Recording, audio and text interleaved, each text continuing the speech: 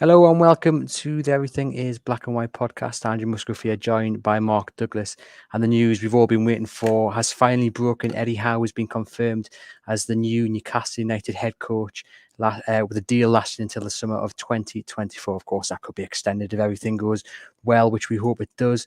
Mark, just your initial thoughts on that news.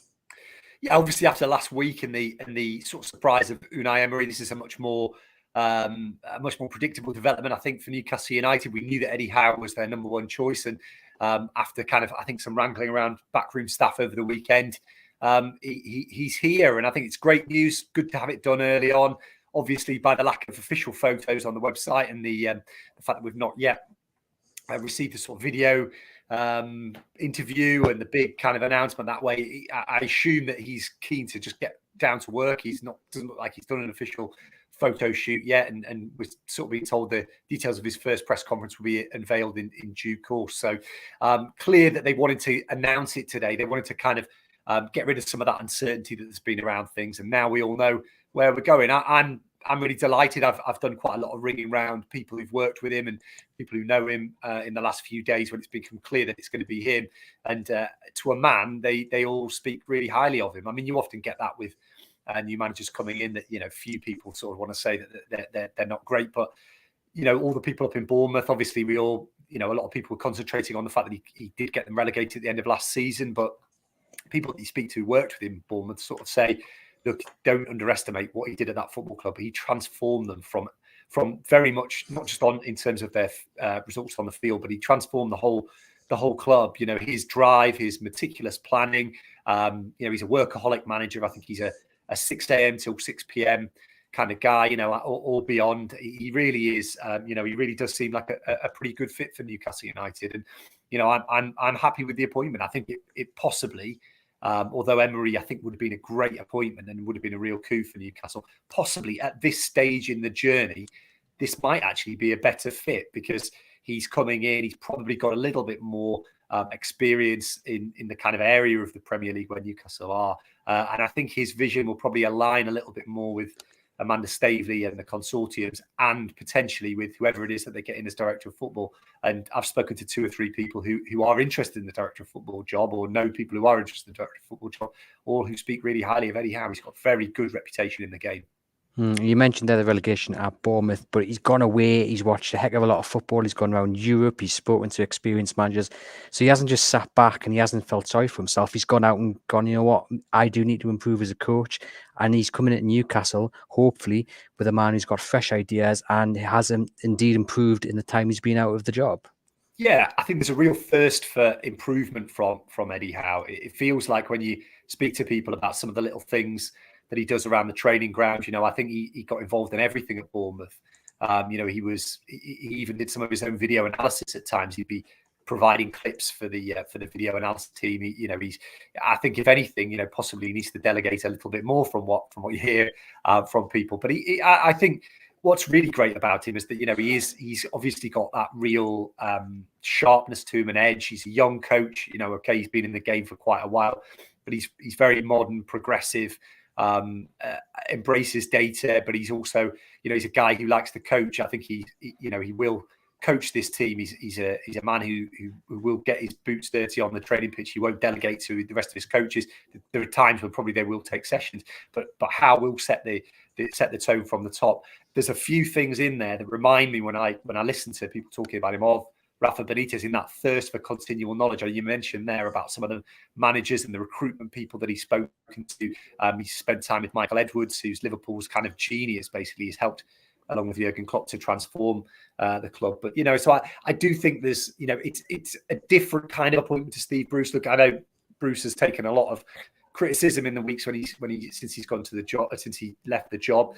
But he's just a very different kind of coach. And I always said Bruce was very intuitive, maybe kind of got things along, was a little bit more day-to-day in terms of his management. He'd working with the players in terms of trying to keep them on board, and they'd have a bit of a say in things. But I think how more modern, I think tactics is definitely something that you'll see a little bit, that they will be different. From what I've heard, I think they'll have a go at some of the bigger clubs. They won't be quite as passive as they were against some of the big clubs under Bruce, and let's be honest, Rafa Benitez as well. That might depend on the kind of players he's got, and obviously after January, you'd hope that he'll have a better caliber of player. But in the meantime, I think you can expect a lot of work on the training ground. It'll be a bit of a culture shock for the players. I think they'll work an awful lot harder under Howe than they did under Bruce. I think there'll be fewer days off. I think there'll be harder sessions. And we'll see how that works. I think there have been times when I think, to be honest, fitness has not been great at Newcastle. I think you can see really towards this season in particular that they finished the game on Saturday quite well, but there's been times when they haven't been the best in terms of their running stats, in terms of being able to keep hold of the ball. So there is a massive job for him here, and but it does feel like a good appointment. It feels to me like there's definitely been a thought process there, but from the consortium, and they've ended up with a good candidate. Just going to read some of the quotes here from Eddie Howe, Mark. He said, "It's a great honour to become head coach of a club with the stature and history of Newcastle. Very proud day for me and my family. Wonderful opportunity, but there's also a lot of work ahead of us, and I'm eager to get into the training ground and start working with the players." And I suppose that's the key, isn't it, Mark? That this is a very big job. It would be, even if Newcastle weren't in the relegation zone, even if they had picked up a win or two, it's a massive job for Eddie Howe to get Newcastle out of this relegation zone. Yeah, I mean, if you look at the number of points that they need from the remaining, I think there's 27 games, is there now? There are 11 games in this, there's 27 games remaining. They are currently on 6 points. Realistically, you need probably a minimum of 34 to keep yourself in the Premier League, maybe 35. So they've got to get, an awful lot of points. We're talking potentially 10 wins from 27 games, or maybe, hopefully maybe fewer than that. But around that figure, 8 to 10 wins, I think, from the final 27 games. They've got most of the big sort of 4 or 5 clubs to play in the Premier League as well, home and away, most of them. So it's an absolutely huge job. I think probably I would say if he'd come into this job and we hadn't had a takeover, I would look at it and say, to be honest with you, it's going to be a hell of a task to keep them up. What I think gives me a little bit more hope is that I think there's going to be pretty significant investment in January, which does give him an opportunity to potentially get better players in. And we know that with better players, with spending a bit of money on players, you increase your chances of keeping the team in the Premier League massively. But, it is going to be a big job for him. And I think he hasn't got a moment to waste. The point they got on Saturday was a decent one. But let's be honest, that game against Brentford coming up in a couple of weeks is absolutely massive. If they don't win that, you do wonder where the wins are going to come from, because Brentford are in a bit of a slump themselves. But he's got 2 weeks to prepare. He's got a decent chunk of the players haven't got on international duty. I think he's clever enough to know that the culture shift, which he'll want to bring in at Newcastle. He will want things to change. The standards that he set of people at Bournemouth, from the kind of the kit man through to the guy on the ground staff. He demanded the best. He was really, he was intense and driven, and I think he'll do that amongst the players as well. He will demand the best from them, and I think there have been times when a few of them have been allowed to coast in the last few years. But those kind of big picture project stuff, putting a really good culture into the club, will have to wait. It will be the small changes that he can make, and things that he feels he can get to get that first 3 points, because they'll need to get to January in touch. I mean, they're 6 points off at the moment. If that gap gets any wider, you've got to say they're going to be massively up against it, whoever they sign. So really, the key, really, I think, to get to January, if they're out of the relegation zone in January, then I think he's had an immediate impact. If they're within touching distance, so within 1 to 3 points in January, I think they'll feel that they've got a chance of staying up, because obviously they can get the players in, and they're going to have to be ready to go early in January. But good to have a bit of clarity. Last week was a bit of a setback for the regime, because there's no doubt that they Unai Emery was somebody that they really seriously looked at and thought they had a chance of getting. What's good, though, they promised to learn from those mistakes. When I spoke to people, it was very much a kind of, look, it's early days, mistakes have been made. We thought we had that guy, but we're moving on to the next person. They have moved on. They've done it relatively quickly. They've done it a good time now. So this feels a bit more like after the false starts the last 3 weeks when they've maybe made decisions a little bit late. It feels like this is the start of what they're trying to build. And, with rumours of the people who might come in and be director of football, it does feel like, the piece that I wrote last week where I said positive changes are coming. It feels like this is the starting pistol for that revolution now. This is the first proper move. They've got the guy in place they want. I think it's a good fit. I think it works for a relatively new ownership group because, Eddie Howe's maybe, used to working with owners who, maybe have funds, but he's also, I think, going to cut them a bit more slack than maybe somebody who'd come in from an elite environment would, because things aren't at the moment an elite environment at Newcastle. They're far away from that. So they needed somebody, I think, like Howe to come in, and I think we'll see a positive upturn, I think, in results and performances in the next few weeks.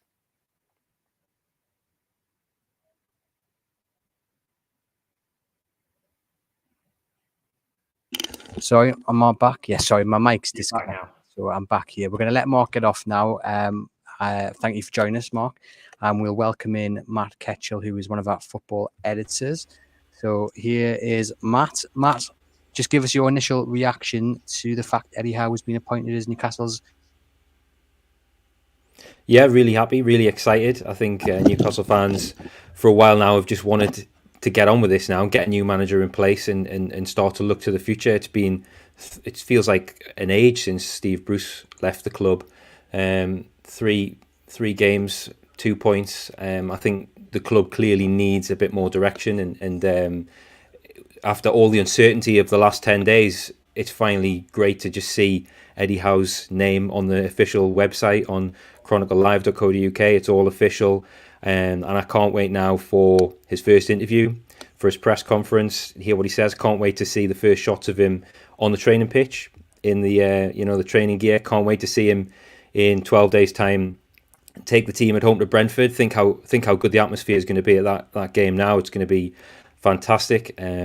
Curious to see if War Flags are putting wheels in motion to get a welcoming banner for Eddie Howe. All of this, it's massively exciting, and it's just a great day for the club, and we can now finally start to look forward. No, most certainly. What I'm really happy about as well, reading all these comments, and all the comments have popped on the screen, and people Roger Cook says get in, Kevin O'Neill says brilliant. People are really excited about this appointment. Of course, some pundits over the weekend suggested Newcastle United fans wouldn't be happy with Eddie Howe arriving at St James's Park, but the reaction he was only appointed 36 minutes ago. You can scroll over social media, you can see people watching this, listen to it later. People are really, really happy, and it does feel like the first kind of piece of this new era, the jigsaw, and we're going to kickstart from here. Yeah, it feels like a nice fit. I think Eddie Howe is someone that Newcastle fans would have been desperate to see come in when the club was struggling last January. I know we ran a few polls on chroniclelive.co.uk, and Eddie Howe's name appeared near the top of that. I think it is a really good fit. There's a young, modern British coach there who does know the Premier League very well. He does know a lot of the key players at the club. Obviously, Fraser, Wilson, Richie, huge fans of him. There's been so much media doing the rounds of Eddie Howe from his time at Bournemouth, and one I really liked was an interview him and Callum Wilson did where they're walking around the pitch at Bournemouth from a few years ago. And I thought was an interesting takeaway from that was who is your teacher's pet at Bournemouth, and Ryan Fraser was the teacher's pet at Bournemouth. So there's a player whose mood is going to be massively lifted by that. I know he's injured at the minute and he hasn't travelled with Scotland, but he's going to get to see Eddie Howe hopefully tomorrow. That's a player who's massively underperformed for us. Other players who are, I think Eddie Howe is going to, I'm really excited for him to start working with players like Jamal Lewis, who was such an exciting transfer when he arrived, £15 million, snatched from Liverpool, who wanted him. It hasn't happened for him, and I want Eddie Howe to get into the training ground and work with players like this, and how can we get you going, and you're part of my plans, and can't wait to see what his first team sheet's going to look like, because he's got a really decent amount of time now to have a look at the team. He's got a dozen days now on the training pitch before they have the Brentford game, so fascinated to see how it all goes, fascinated to hear his first quotes. And I think Newcastle have got a rested coach. He's been out of work for 18 months, very hungry to get going again. When he was at Bournemouth, I remember reading an interview where he said one of his frustrations at working as a Premier League manager was that it was so intense he didn't have time to read and study and evolve as a person and as a coach. He's had 18 months to do that now.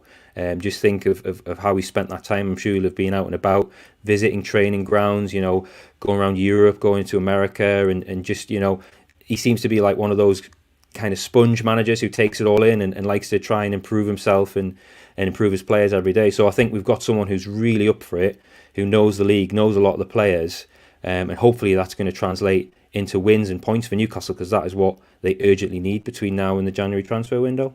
I was going to say, he was sitting in the stands, wasn't he, against Brighton, and if that didn't put him off, then nothing will, because it wasn't a good performance by Newcastle.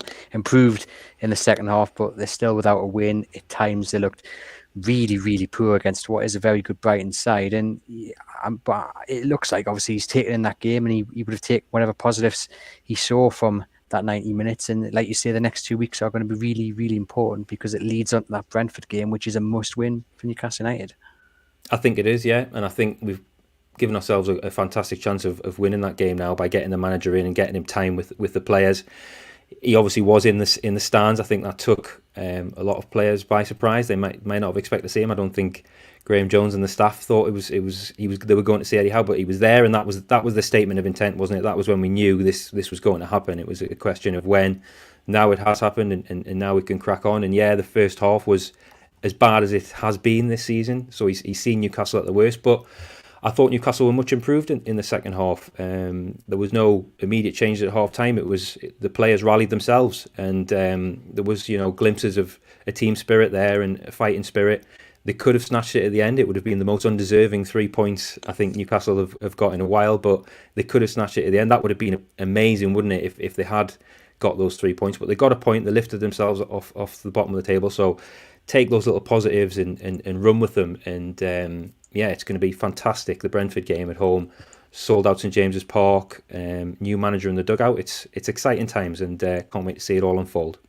Just some quotes here then from Newcastle United co-owner Amanda Staveley. She said, "We've been incredibly impressed by Eddie through what has been a rigorous recruitment process, as well as his obvious achievements with Bournemouth, where he had a transformational impact. He is a passionate and dynamic coach who has clear ideas about taking the team and the club forward. He's a great fit for what we are trying to build here. We are delighted to welcome Eddie and his staff to St James's Park, and very much looking forward to working together towards our collective ambition." So, I mean, obviously they're very impressed with what they saw. He interviewed very well.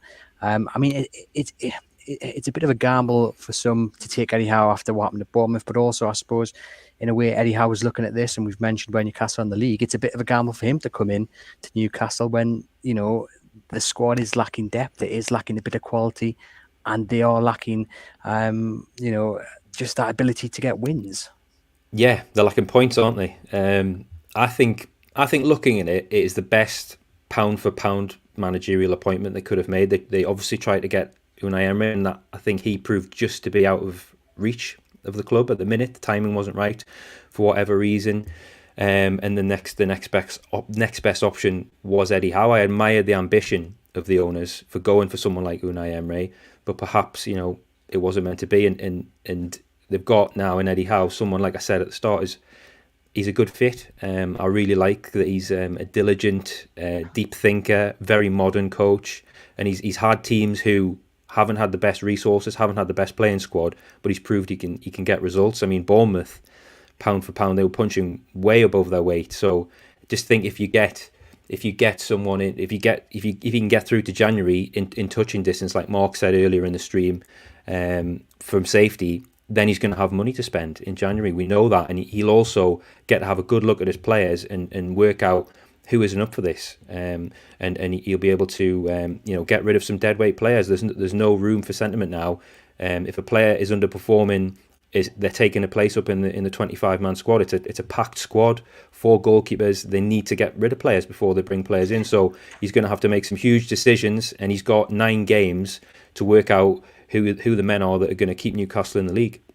Yeah, I mean, I'm excited as well that everyone will potentially get a clean slate. He's going to probably go in and he's going to just let everyone kind of prove themselves, let them step up and say, I want to be part of your team. I deserve to be part of your team. So the likes of Jamal Lewis, who you've already mentioned, the likes of Joe Linton could get a fresh start. And I'm just excited to see players be given not just a confidence boost, but the ability to go and prove themselves under a manager who's got new ideas, fresh ideas, who's progressive and who really doesn't just want to sit back. I mean, games have looked like training sessions for the opposite side, haven't they? So it's going to be really interesting to see how Eddie Howe's approach affects those players who have been slightly underperforming. Yeah, that first team sheet's going to be great, isn't it? I can't wait to see that. I was fascinated to see what the first team sheet looked like under Graham Jones, because there's another manager with a different perspective, and I think we saw a little bit of that when we saw Fraser start and Emil Kraft start, and other players dropped, and you think, okay, so Jones might have a different read on it from what Steve Bruce had. Now we're going to see Eddie Howe's read on the team compared to those two managers. I'd be surprised to see 5 at the back at home to Brentford. Hopefully we see 4 at the back. I'm just fascinated to see what sort of system he thinks is going to work best immediately to get results. And so that's hugely exciting. But I think Newcastle fans are often criticised for being impatient unfairly. I think Newcastle fans have been the most patient fan base in the last 10, 20 years. And I think they need to be patient again now. The results might not come overnight. They might not pick up results against Brentford. And it's all about being pragmatic and patient and giving Eddie Howe a bit of space and time to build an identity. What sort of system are we going to play? The right players in the right position. So it's about patience. And this is a survival season now. We can't be expecting to see Newcastle in the top half by the January transfer window, as amazing as that would be. It's all about survival now and building the foundations for hopefully a really fruitful coming decade at the club with lots of trophies and lots of joy. Fingers crossed. It's going to be interesting to see what happens with Ryan Fraser. We know him and Callum Wilson had this amazing partnership down at Bournemouth. Of course, Fraser was more often than not played on the wing where he probably is best, let's just say that. So it'll be interesting to see if he's back on that wide and he's feeding the ball into Wilson, and maybe how sets it up to accommodate those two players who he knows very well, who he's a big fan of both of them, big fan of the pair. We just haven't seen them two click as they did on the South Coast. Exactly, and that's probably something that's come into the thinking of Newcastle's owners when they're shortlisting for managers. That's a big tick in Eddie Howe's box, isn't it? That he's worked with Fraser Wilson and Matt Ritchie.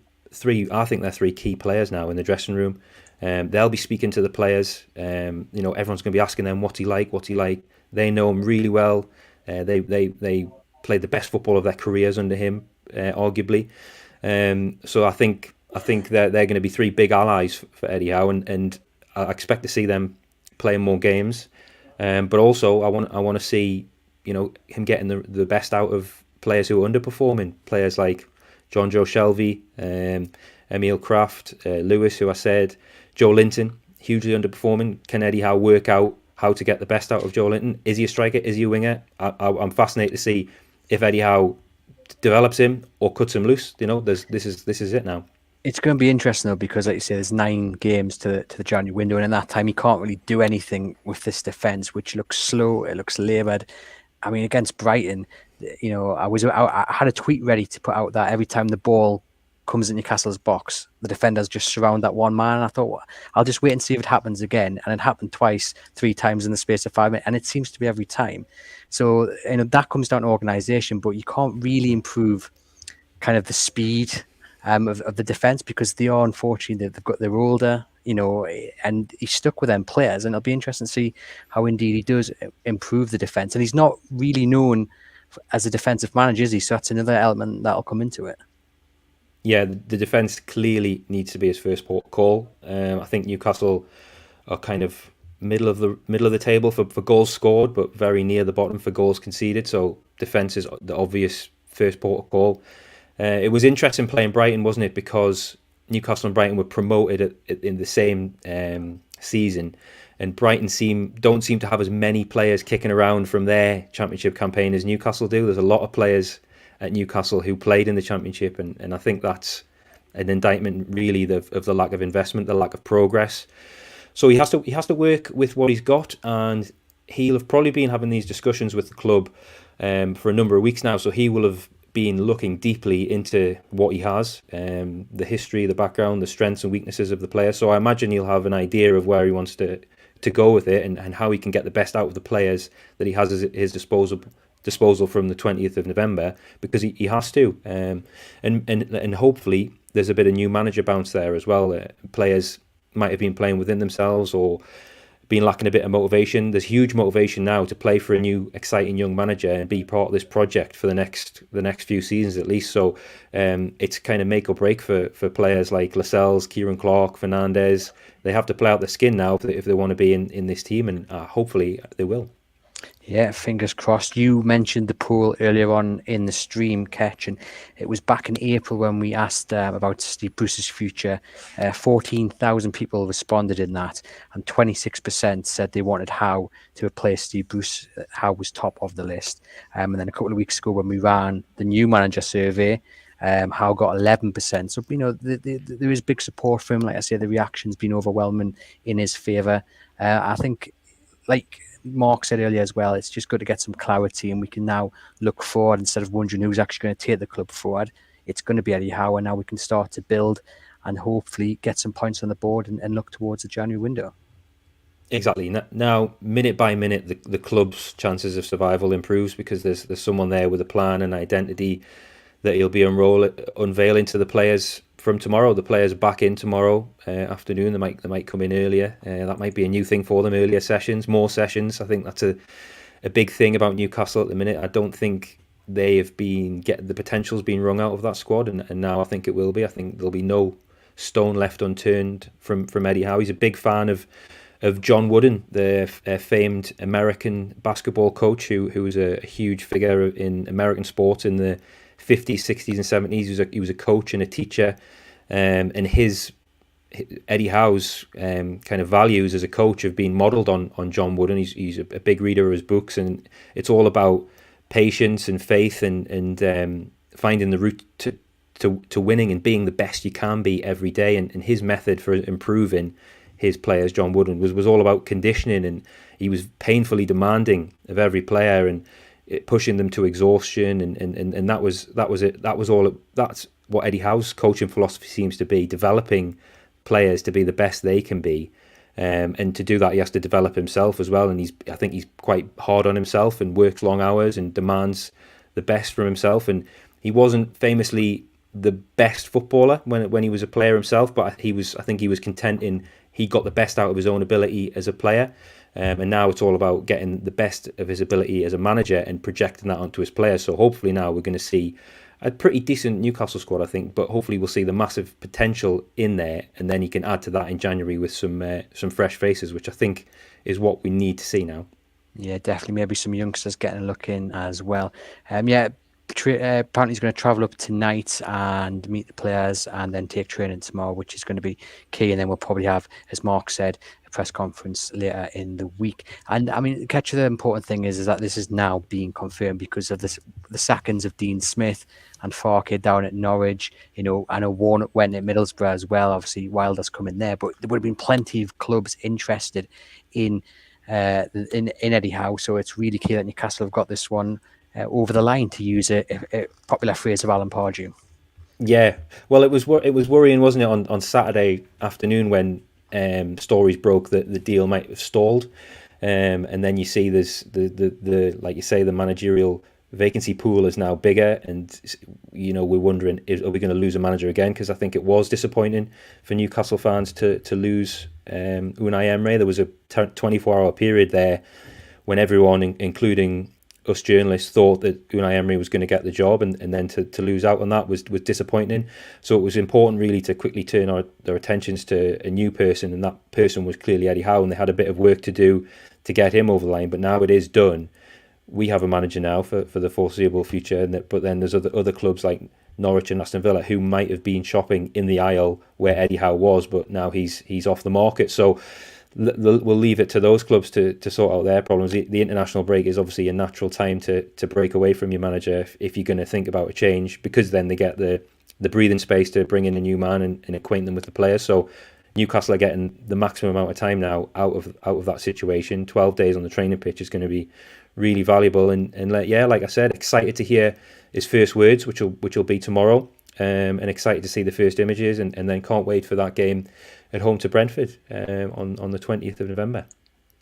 It's going to be interesting because, no disrespect to Bournemouth, managing Newcastle United is slightly different. You know, the size of the clubs are not even really comparable. You know, size of the stadiums and everything. This was already a big job, Ketch, before the takeover happened. It was already a big job before Newcastle were rooted into the relegation zone. How do you think Eddie Howe is going to handle the pressures of this job at Newcastle United?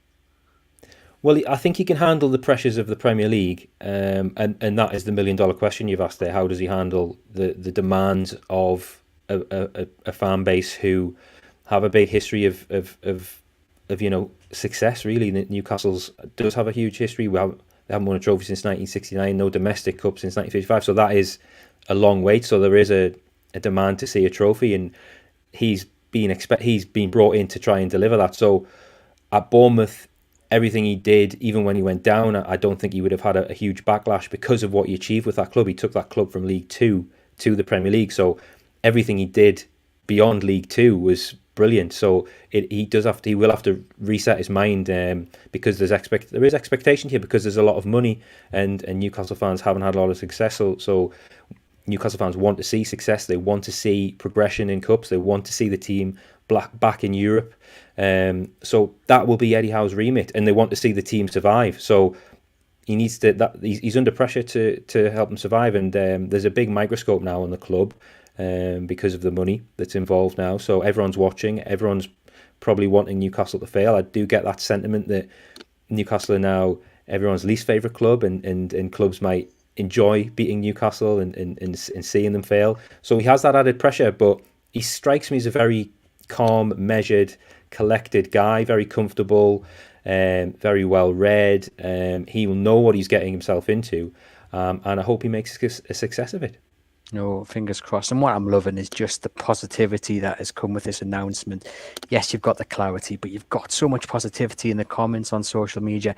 And that wave riding into Brentford's just going to be absolutely brilliant, because as much as it was brilliant against Spurs, you still had the issue that Steve Bruce was on the touchline and the majority of fans didn't want him there. As soon as Newcastle were pegged back and then went behind, things started to turn. Whereas this feels like, that real first moment of the new era, the new chapter. This is the turn of the page, isn't it? So I'm just really looking forward to seeing that come against Brentford in a couple of weeks, and just feeling that, outside the stadium, inside St James Park, and hopefully finishing with 3 points against Brentford. Yeah, it's been 3 stages to it, hasn't it? The takeover, relieving Steve Bruce of his duties. Most fans were lost patience with Steve Bruce, and now bringing the new manager in. So this is the kind of final chapter on the changing of the guard. Let's get on with it now and see if Eddie Howe can keep Newcastle in the division. Fingers crossed. And I guess just finally, there's a lot of motivation, isn't there, dude? Obviously, you want to be successful, but if you keep Newcastle in the Premier League, you then have this, owner consortium who's going to back you in the summer transfer window, not just backing you to become a mid-table side, but to get you into the top 10 and then into Europe. I mean, the possibilities are endless, really, aren't there, if you manage to achieve safety this season? Yeah, massive carrot, and I think that's something the players need to take note of if they want to be part of this. So hopefully it raises the players' game, it raises the atmosphere in the stadium, because I think it was good at Tottenham. I think it was a little bit flatter at Chelsea. I think it's going to go up a few octaves now against Brentford. So raising the noise level in the stadium, raising the motivation of the players, those two things can't hurt. Hopefully the club can stay up, and there is your foundation to go on and on to better things. Yeah, fingers crossed. You can start with a win. Head over to chroniclelive.co.uk to keep updated with all the latest Newcastle United news, including all the reaction to Eddie Howe's appointment as Newcastle United's head coach. And please remember to like and subscribe to the podcast to whichever platform you are listening through.